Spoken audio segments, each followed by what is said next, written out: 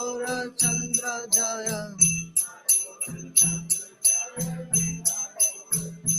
Jaya Jaya Prabhupada Prabhupada Prabhupada Jaya Jaya Prabhupada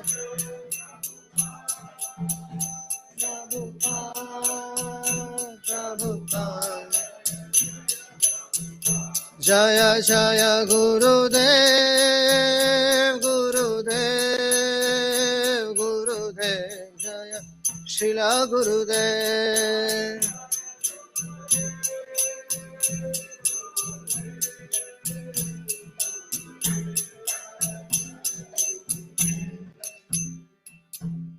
ग्रंथराज Shrimad Bhagavatam की समवेत गौर भक्त वृंद की जगत गुरु श्रील प्रभुपाद जी महाराज की जय। ओम नमो भगवते वासुदेवाय ओम नमो भगवते वासुदेवाय ओम नमो भगवते वासुदेवाय नारायणं नमस्कृत्यं नरं चैव नरोत्तमं देवीं सरस्वतीं व्यासं ततो जयत्मुदीरये नष्टप्रायेषु अभद्रेषु नित्यं भागवत सेवया भगवते उत्तमा श्लोके भक्तिर्भवति नैष्टिके कृष्णाय वासुदेवाय देवकी नंदनाय च नंदगोपकुमाराय गोविंदाय नमो नमः।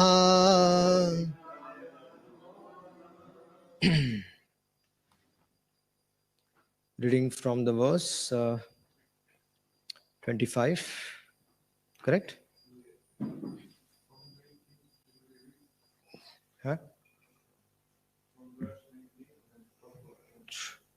Okay. Can I get the Bhagavatam set?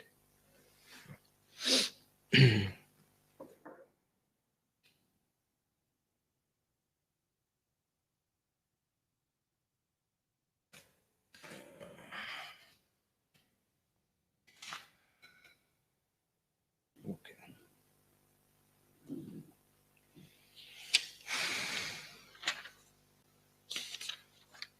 Okay. So I'll just read the translations. This is the Pumsavan ritualistic ceremony, which was been told by Kashyapa Muni to Diti. So one should accept this Vishnu Vrata, which is a vow in devotional service, and should not deviate from its execution to engage in anything else. By offering the remnants of prasad, flower garlands, sandalwood pulp, and ornaments, one should daily worship the brahmanas and worship women who peacefully live with their husbands and children. Every day, the wife must continue following the regulatory principles to worship Lord Vishnu with great devotion. Thereafter, Lord Vishnu should be laid in his bed, and then one should take prasad. In this way, husband and wife will be purified, and they will have all desires fulfilled. The chaste wife must perform such devotional service continuously for 1 year. After 1 year passes, she should fast on the full moon day in the month of Kartik. On the morning of the next day, one should wash oneself, and after worshipping Lord Krishna as before, one should cook as one cooks for the festival, as stated in the Grahya Sutras. Sweet rice should be cooked with ghee, and with this preparation, the husband should offer oblations to the fire 12 times. Thereafter, he should satisfy the brahmanas. When the satisfied brahmanas bestow their blessings, he should devotedly offer them respectful obeisances with his head, and with their permission, he should take prasad. For taking his meal, the husband must first seat the acharya comfortably, and along with his relatives and friends, should control his speech and offer prasad to the guru. Then the wife should eat the remnants of the oblations of the sweet rice cooked with ghee. Eating the remnants ensures a learned, devoted son and all good fortune. Then coming to today's verse. Etascharitvā vidhiva vratam vibhor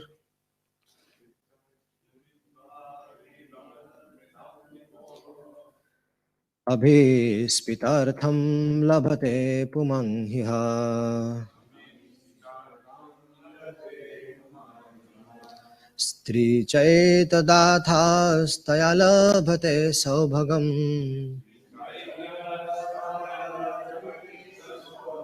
Shriyam prajam jivapatim yashograham.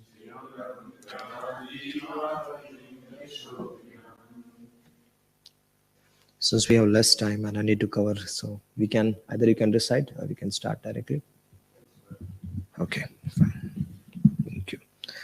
Sunanam. Etat, this, charitva, performing, vidhivat, according to the injunctions of the Shastra, vratam, woe, vibho, from the Lord, abhitspita, desired, artham, object, labhate, gets, uman, a man, iha, in this life, stri, a woman, cha, and etat, this, asthaya, performing, labhet, can get, bhagam, good fortune, shriyam, opulence, prajam, progeny, jivapatim, a husband with a long duration of life, yashaha, good reputation, griham, home. Translation and purport by His Divine Grace, Sri Bhaktivedanta Swami Srila Prabhupada. If this vow of ritualistic ceremony is observed according to the description of the Shastra, even in this life, a man will be able to achieve all benedictions he is desired from the Lord. A wife who performs this ritualistic ceremony will surely receive good fortune, opulence, sons, a long living husband, a good reputation, and a good home. Purport. In Bengal, even today, if a woman lives for a long time with her husband, she is considered very fortunate.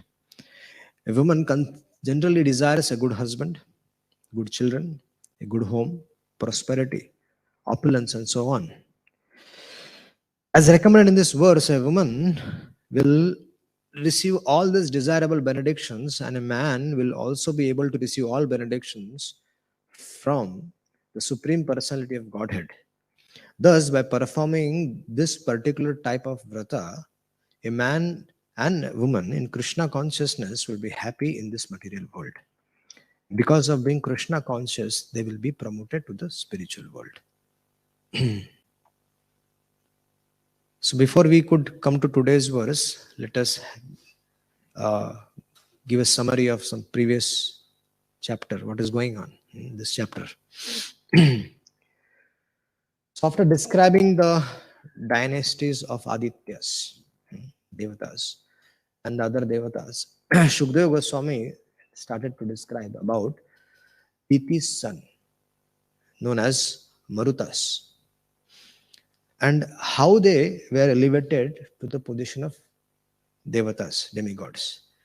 Now, Marutas were the sons of Diti. So naturally, they were demoniac, right? Born from Ditis to be considered. But they became the Devatas. Yeah? So how that is described?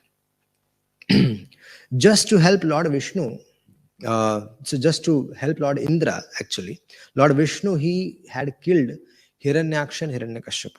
Indrari Vyakulam Loke Mrudayanti Yogi Yogi. Whenever Indra is in trouble, he troubles everybody and he takes shelter of Krishna and he comes and he helps Indra. So because of this, Diti was very envious. And he considered that because of Indra, my two sons got killed. It's very obvious that when you give birth to two children, Aditi gave birth to Hiranyaksha, Hiranyakashipu, and both got killed by Vishnu. And who was the cause? Indra. Because Indra went and told Lord Vishnu to come and help. So because of this, Diti was very envious.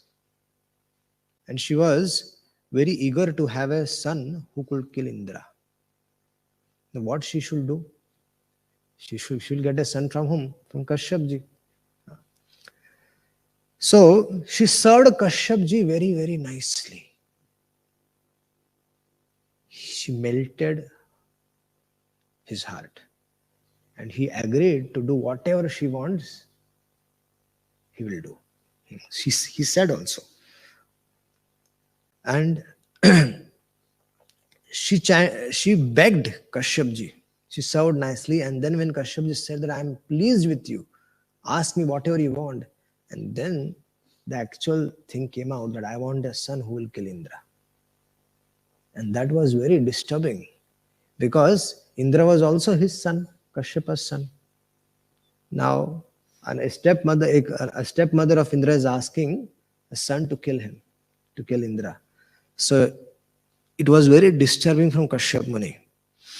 And Kashyap Muni was attracted to a beautiful wife and he had agreed to grant her any request. So now when such a request came, Kashyap Muni advised his wife to perform a Vaishnava Vrata, Vaishnava vow for 1 year. Kashyap Muni was very disturbed initially when he heard this, but then he took guidance from the Lord from the within. And then he spoke about the Pumsaman Vrat, wherein someone who does that has to engage in 1 year of devotional service. And what happens in 1 year of time? Purification of the heart. Smart. Not that he started fighting with his wife. No argument, nothing. Smartly he dealt. Because he knew you cannot win arguments. So very smartly he engaged her in devotional service. He said that I cannot give you son, how I am no potency. Only such a son can be given by Supreme Lord Vishnu. So you take shelter of Vishnu and then you will have a son. What is the problem? So when Diti, following the instructions of Kashyapji, engaged in devotional service, now Indra also understood the reason why Diti was performing Lord Vishnu's worship so vigorously. So Indra came as a simple boy, as a maid servant, and he was serving Diti very nicely. And Indra was keeping a watch on if there are any flaws in the devotional service. And he began observing all her activities. And one day when there was an opportunity to see and he saw there was a deviation from the devotional service, Indra entered the womb of Diti and he killed the jiva who has got the body only. He cut into 7 pieces. And then all those 7 came into life. Indra got very disturbed. Indra again with the Vajra, he tried to kill each one of them, cut them into pieces. So 7 were tried to cut and then 14, they became all 49. And Indra said, oh. And all of them came to life. So Indra said, no. I think I shall stop. Otherwise they'll become further expanded. It will create problem for me. So in this way, 49 different personalities actually were there in the womb. And then he understood that they cannot be killed. And then he realized and he begged forgiveness from his mother. And Diti also forgave Indra actually. And Indra promised that although these are born of you, but they will be my associates. They'll be devatas. And all this actually because Diti was performing Vaishnava ritualistic ceremony. So Indra had no capacity to kill that 49 Marudganas.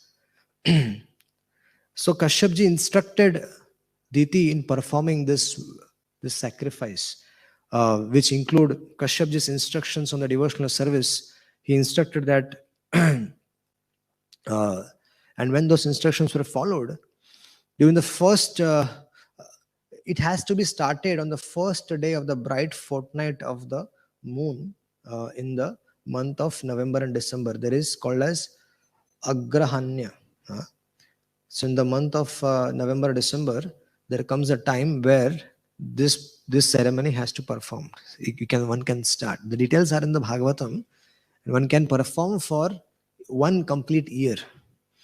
And it is said that if a woman is pregnant, if she's carrying a baby, and if during the whole period of time, if she can perform this, her son will be very, very powerful. Very, very powerful devotee. But that austerity of performing these yajnas and everything on everyday basis, so it's tapasya. And if that tapasya is performed, then the outcome of that, the result is that one will have a very good Vaishnava child. So every woman is expected to follow in the footsteps of Diti, and following the instructions of her own husband should begin performing Pumsavan Vrat. And in what one has to do in the morning after washing her teeth, bathing, and thus becoming purified, she should hear about every day she should hear about the birth of Marudganas.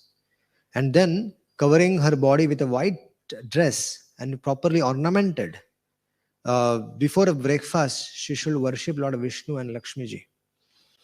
And by glorifying Krishna's name, fame, pastimes, from the Bhagavatam, Harikatha, she should discuss Harikatha on everyday basis. And while performing this service, this puja, she should offer all the paraphernalia of worship, such as ornaments and such as sacred thread, scents, and everything to the Lord.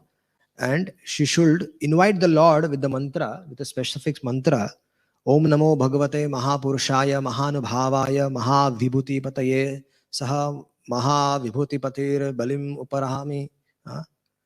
So, and then after doing that, by inviting the Lord, by chanting this mantra, then there is another mantra by which she has to offer fire oblations 12 times. And that mantra is Om Namo Bhagavate Mahapurushaya Mahavibhuti Pataye Swaha. And one should offer obeisances like this 10 times. Obeisances to the Supreme Lord, to the Lord Vishnu, 10 times one should offer. There's a great significance of offering pranams to the Lord. Great significance. Krishna is called as Lord Hari. His name, Lord Vishnu's name is Lord Hari. And when you offer pranams to the Lord, what happens? The Supreme Lord is Sarva Amangal Hare Prema Diya Hare Man. He takes away all the inauspicious activities, all the inauspicious things which are going to happen in our life. He takes them away. If there is someone who can change the destination, is Krishna. And we are offering repeated obeisances to him. So what happens? Sarva Amangal Hare. He takes away all the inauspicious things which are going to happen in our life. And Prem Diya Hare Man. And then he takes away our mind also. He steals our mind. So that's why we should offer repeatedly obeisances to the Supreme Lord. In our house also, I see devotees, they don't offer obeisances. They have deities in their house, but they're very impersonal. They don't go and personally, we should offer obeisances repeatedly, morning, afternoon, evening. If you have deities in your house, or if you're staying in temple, so before leaving from the temple, you should offer obeisances and go, my dear Lord, I'm leaving for some work. When you come back, first thing you should do is go and offer obeisance to the Lord. My dear Lord, I'm back. This is how we develop personal relationship with the Lord. And also, everything we get in our life, we should offer it to Krishna. Everything. Even if you get a new chapel, you should show Krishna. You don't have to bring it inside. You can show it from outside. My dear Lord, I brought this new chapel. I brought this new kurta. Everything has to be given to Krishna, offered to Krishna. This is been instructed. So, if either a pregnant woman or her husband, either of them, if they regularly discharge devotional service, both of them will achieve the result. And after continuing this process for 1 complete year, the chaste wife should fast on the Purnima of Kartik, and she should worship the Brahmanas. She should serve the Brahmanas, feed them prasad.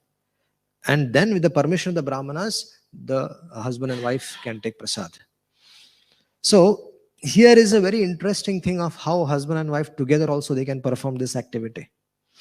So, by performing this type of vrata, what happens? A man and woman in Krishna consciousness will be happy in the material world. But we are hearing that there is no happiness in the material world. But at the same time, we are discussing, Bhagavatam also says that there is happiness in the material world. And because of being Krishna conscious, they will be promoted to the spiritual world. So householder life also can be very happily lived. Not that householder life becomes how to make householder life smoother. That's our discussion of today. Although not many householders, I don't know which ashramas most of you are, but since the topic is such, so we are discussing about how can one make one's householder life smoother. So there are 6 aspects actually in the householder life. So one of the aspect is enthusiasm. Without enthusiasm, one cannot be successful. It is said in Nectar of Instruction that even in the material world, one has to be very enthusiastic in the particular field of activity to become successful. Not that one just becomes an engineer or a doctor just like that or becomes so successful. It is a lot of hard work, a lot of hard effort is there, a lot of enthusiasm is there, continuous enthusiasm is there.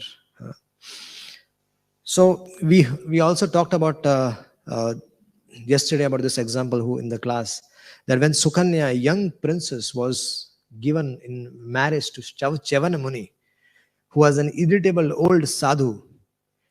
So she set her mind not on the apparently unfortunate match. She did not say, "Oh my God, I'm married to an old irritable husband," and she did not say that. But she was not lamenting, but she was consciously making an effort to do her best. And she did not try to change her spouse because he was an old person, irritable person. He was not. Sukanya never planned to change her husband, but she fully played her role. She surrendered her pride and succeeded in working the marriage. She made sure that because she had a desire that now whatever is my situation, this is my husband. And so she gave up her pride. She gave up her that she was an opulent woman. She has a very good upbringing, born in a golden spoon, silver spoon, whatever spoon she was born in. But here when she was so a devotee's enthusiasm is very important in a married life. That Sukanya enthusiastically served, accepting the situation, she very enthusiastically served her husband. So in the introduction to Bhagavad Gita, His Divine Grace explains that our inherent nature is to serve, right?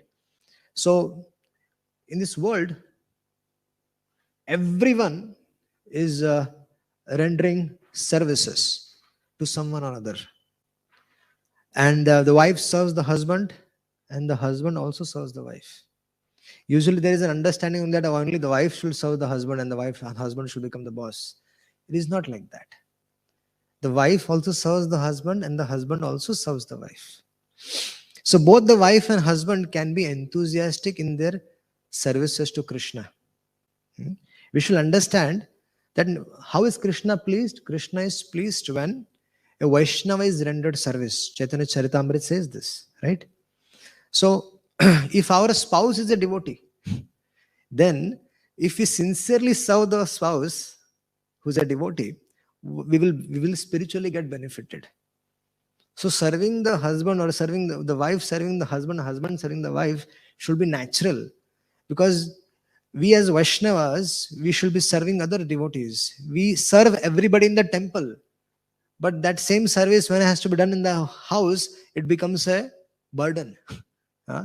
In the same service, when we have to do in the relationship, that is a burden. But the same mood we are when we go outside, we want to serve everybody. Huh?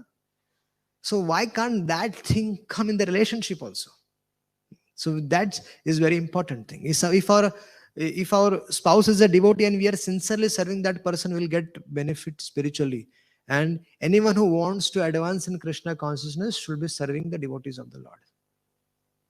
So hatred against that person will stop our advancement in Krishna consciousness. If as a husband we start hating our wife for some reason, or as a wife we start hating the husband just because he doesn't look good, or he's doesn't have a good earning or something like that, whatever, but his main quality, the good quality, is that he is a devotee of the Lord. That the ornament of his life is that he's devoted to Krishna. So by serving him, the wife will make spiritual advancement. So marriage is like a fortress created by husband and wife. Both together, they create this capital, to protect themselves from the powerful enemies of uncontrolled senses and peacefully make spiritual advancement. And who is the commander of this fort? The wife. The wife is the commander of this fort. The wife is supposed to be the commander. And whenever there is an attack on the senses, on the body by the senses, the wife is the one who protects the body from being smashed. This is what Bhagavatam says in the 3rd canto, 14th chapter, 20th verse. Okay, not speculating, not taking any philosophy from the mundane world. No, whatever I am saying is from Bhagavatam. So it is said that there is no difference between a good wife and good intelligence. Means one who possesses a very good wife, and if one has a good intelligence, then he can deliberate properly and save himself from very dangerous situations. This is very important. So as in a battle, if they could be victorious, the fighters must be very enthusiastic, so that they have to protect their kingdom. So husband and wife both should be very, very enthusiastic. This is the first thing which is essential in a married life. Then second thing which comes is gratitude. A very important thing. The healthy married life, when you call a healthy married life, the health of the marriage depends on the health of the individuals in it. How to identify the marriage is healthy? If the husband and wife both are healthy, then the marriage is healthy. And it is it is gratitude that keeps those individuals healthy and free from dullness. Householder life is an ashram. It is a ashram. Just like there is a brahmachari ashram, vanaprastha ashram, grahastha, sannyas ashram, they're all meant for practicing Krishna consciousness, for attaining perfection in life. Bhagavatam is full of grahasthas. Chaitanya Charitamrita is full of grahasthas. All the shastras, there are many grahasthas. If you take a survey from the Bhagavatam, from the various scriptures, the people who attain perfection in life are mostly grahasthas. Very few are vanaprasthas and very few are sannyasis. Mostly who attain perfection in life are grahasthas.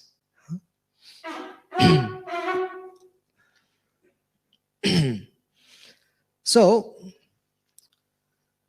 the husband thinks, what should be the husband's thinking? The husband should think that my wife is very sacred, and she is the holy property of her spiritual master, and she is the holy property of Krishna. She is not my property. So if I do not honor her, if I do not respect her, if I do not protect her, if I do not provide her with all the essential things, and I become a Vaishnava Aparadhi. If I mistreat a wife, if she belongs to Krishna, if belongs to Gurudev, and if I mistreat her, if I don't take care of her, then I'm a Vaishnava Aparadhi. Considering her as a maid servant or something, this feeling comes, and if you do not properly take care of her, then we are committing offense. And so similarly, a wife also should see her husband as sacred and a holy property of Guru and Krishna. So she should also treat him as a Vaishnava. Not that in a bodily platform it doesn't look good, he is like that, he is that, he is that. Not that all the time we should see all the faults in him.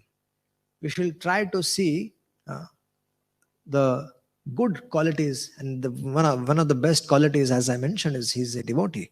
So she treats him as a Vaishnava and is faithful and assists him in the role, in his role as husband.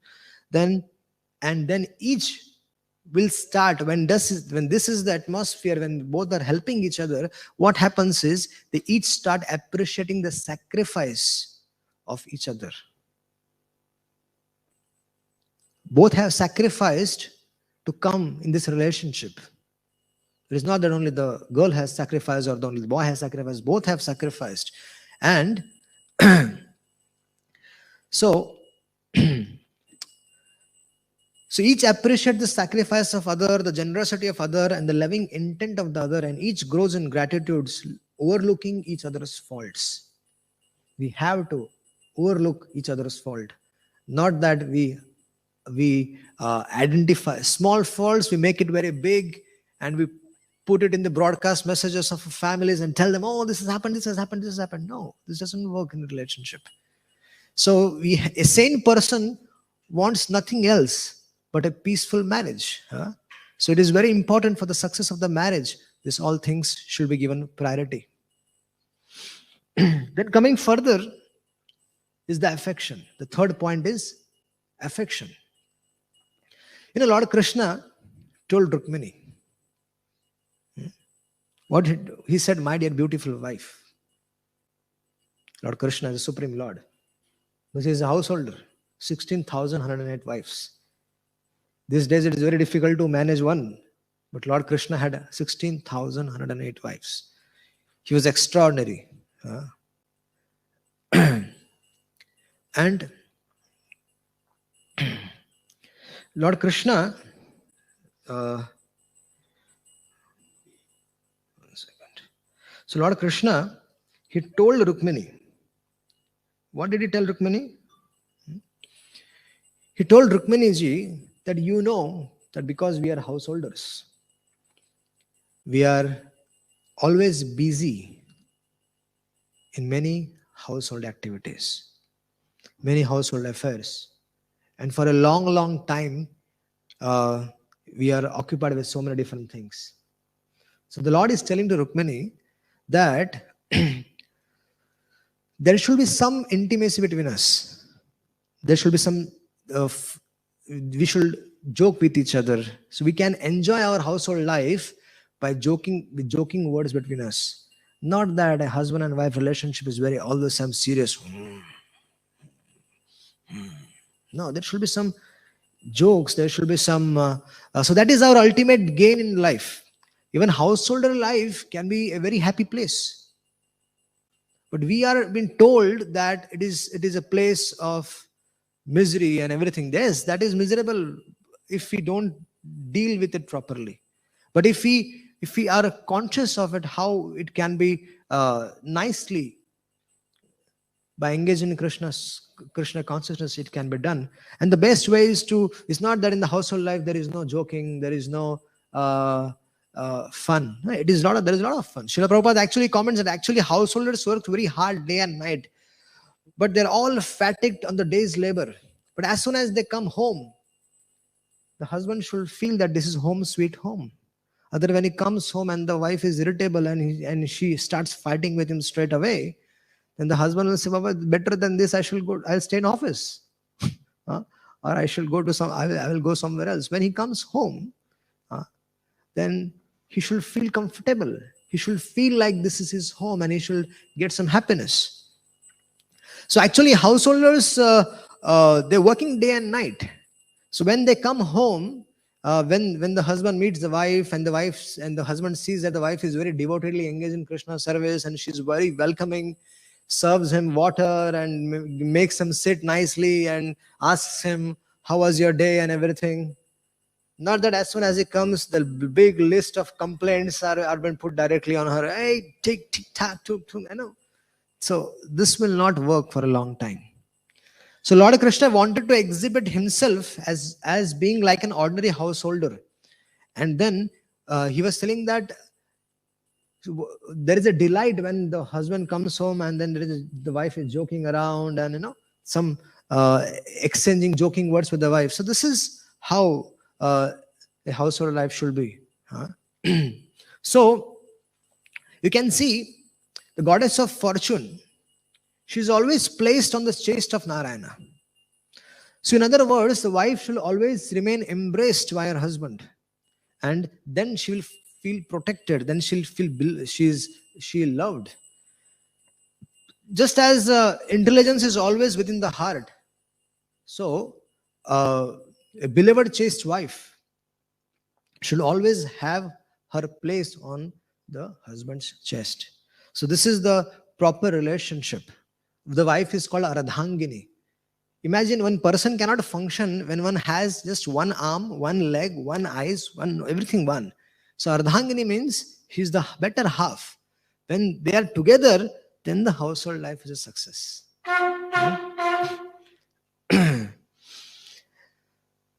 The prerequisite for affection, very important thing. A prerequisite for affection is acceptance. The husband and wife should accept each other. The acceptance, if it is not there, marriage is there, but there are still acceptance is not there. Wholehearted acceptance is not there of each other. Then the marriage is going to suffer. So a prerequisite for affection is acceptance, and from acceptance grows a rich understanding and deep trust between the husband and wife. I hope you're getting my point. This is all Shastra explaining how a householder life can be successful. In marriages that have endured for some time, if they follow this, when acceptance is there, trust is there, deep love and affection is there in between the both of them, then what happens? Then then the partners are comfortably and effortlessly together. They might be distant, but they're together. And either in dialogue or in a silence, they're always together. They can always be themselves there is nothing to prove between them. There is no competition between them. There is nothing to get. There is nothing to impress. Such a sweet and loving relationship. They feel mutually secured. They feel mutually cared for. They feel mutually wanted. And they feel valued. So the strength of their affection allows them to enjoy each other's company. So the first step is affection. Affection shifts the frustration, anger, and the blaming tendency, And what comes? Understanding comes, kindness comes. So this is acceptance, and is very, very important. From acceptance comes the affection. Then further, it is contentment. Now, everyone's goal is to become happy. They're all seeking happiness. Everyone wants to be happy. Who wants to be unhappy? Nobody. Everyone wants to be happy here. But to be happy, one has to be peaceful. In Krishna's word, how can there be happiness without peace? In Bhagavad Gita, Krishna says, there cannot be happiness without peace. So there has to be peace. And if the householder life, there has to be happiness, then there has to be peace between both of them. And to be peaceful, we must be content with the situation we are in. Whatever is the situation we are in, we are being put by Krishna's arrangement, by our destiny. We should be content with that. We should be happy.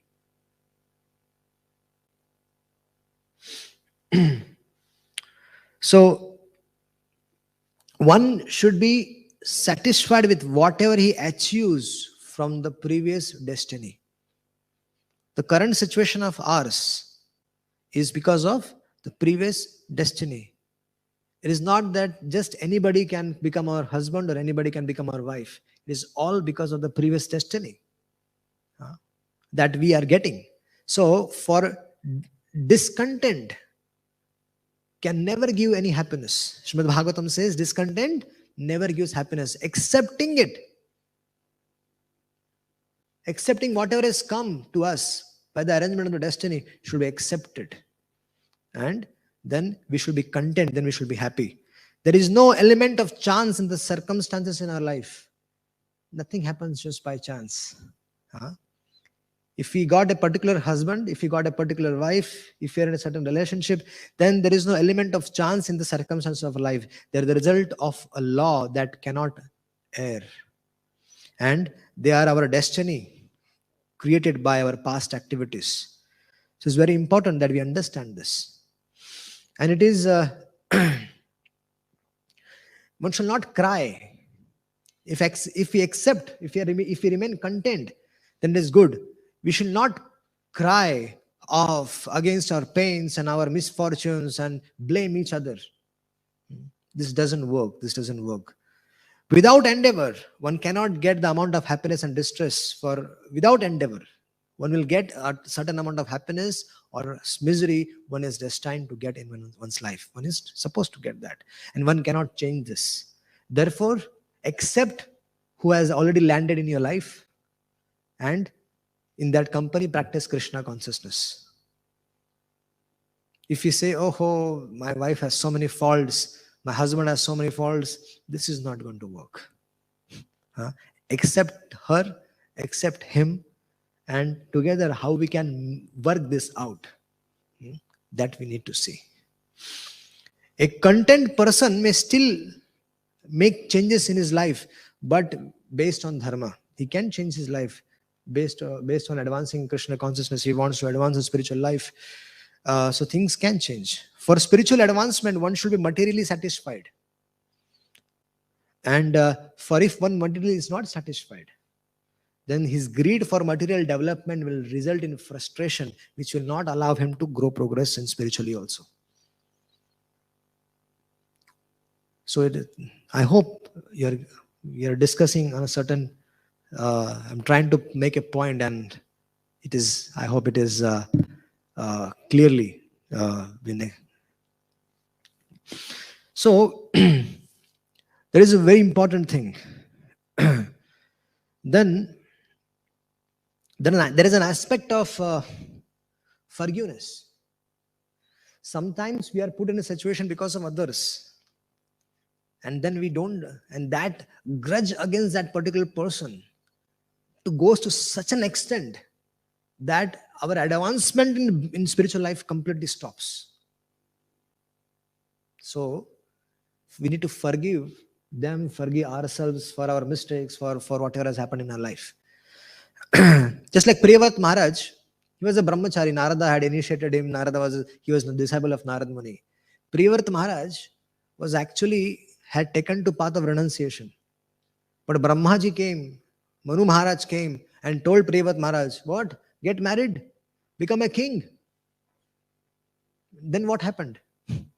Our Priyavrat Maharaj did not blame, he did not blame him. He accepted. Although he wanted to remain brahmachari, he accepted, he got married, he accepted the kingdom and everything.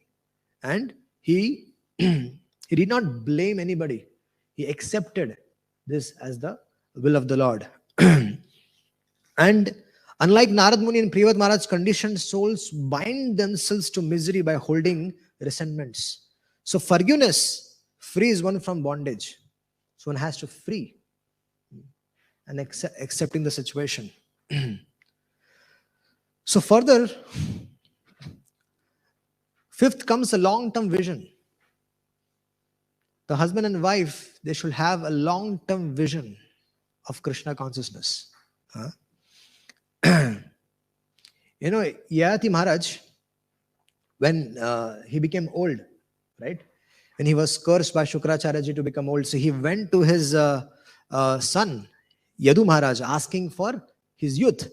And Yadu Maharaj said, I cannot give you, because if I give you my youth now and I accept your old age, then I have desire for sense enjoyment, and I cannot, I won't be in a position to enjoy that. And when my time comes to become old, I'll be in a situation where I will have material desires inside my heart. So best is I won't accept this. But because Yadu Maharaj had a long-term Krishna conscious vision that he wanted to use his youth to attain the renounced order in the future. That's why Maharaj Yadu was very eager to engage himself in Krishna's service, Lord's service. But there was an impediment. During youth, the material desires, they are very powerful. So he preferred enjoying the material desires now and then renouncing it further. So we should have the husband and wife together. They should have a long-term vision about how they are going to renounce themselves from the sense enjoyment. There has to be mutual discussion amongst them, and in this way they can plan their spiritual life by discussion and by planning. Then comes the last is Krishna consciousness.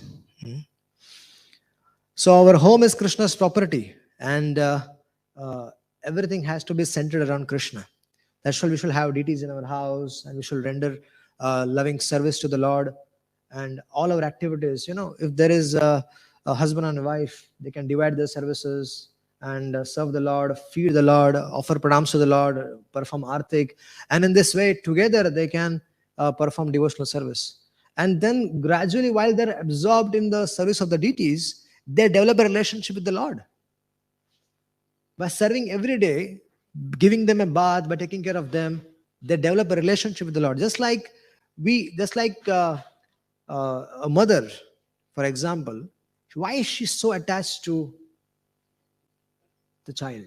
Because she gives him a bath, takes care of him, she cleans his toilet, cleans him every day, gives him a bath, and then changes his clothes, just so many different activities every day, on everyday basis for years after years. She feeds him, cooks for him, and that's a relationship develops. So same kind of thing when we serve the Supreme Lord on everyday basis, we worship him, give them abhishek, and serve them on everyday basis, sing for them, read for them. So gradually on everyday basis, their relationship develops. So husband and wife, when they both serving the deities, what happens that their self-centeredness goes away and Krishna becomes the object of their life. So it is very important that the services are in the towards the deities are divided and everybody is engaged. The children should be also engaged in the service of the Lord. So that helps the family to reduce their self-centeredness, and they become they become serious devotees of Krishna. So then concluding our discussion today, the conclusion is that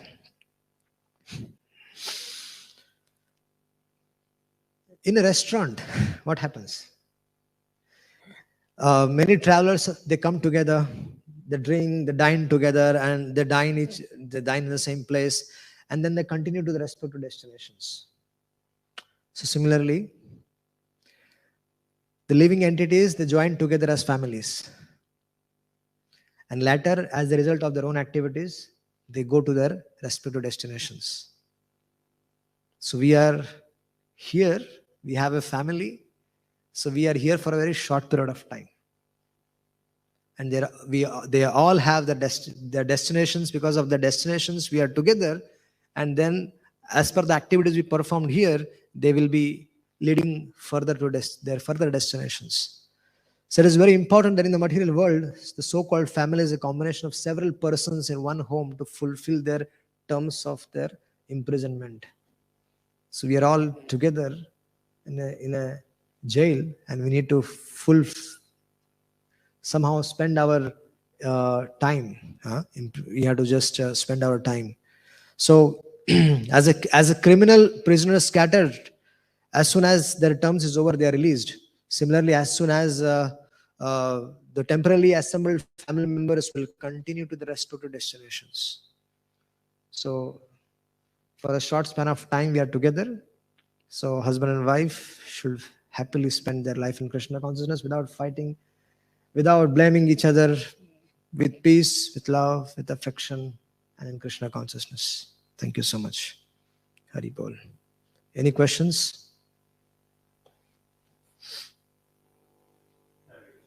Thank you very much, bro. Very nice class.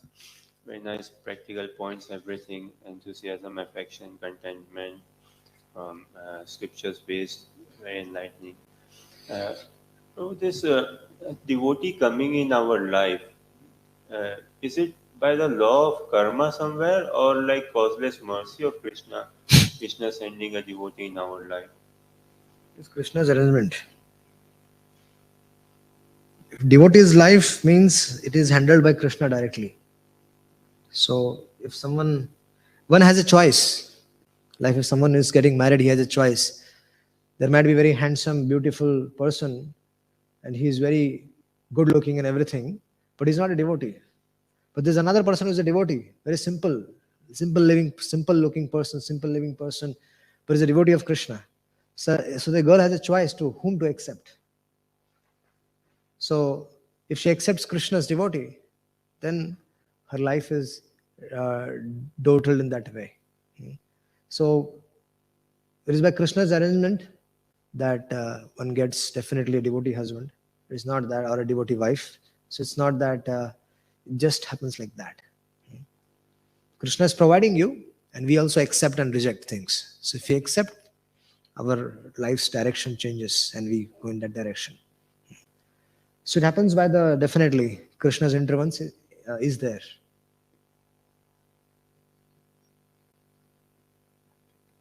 Okay. Any questions? Okay. Thank you so much. Hare Krishna. Yes, Brajsundar Prabhu ki.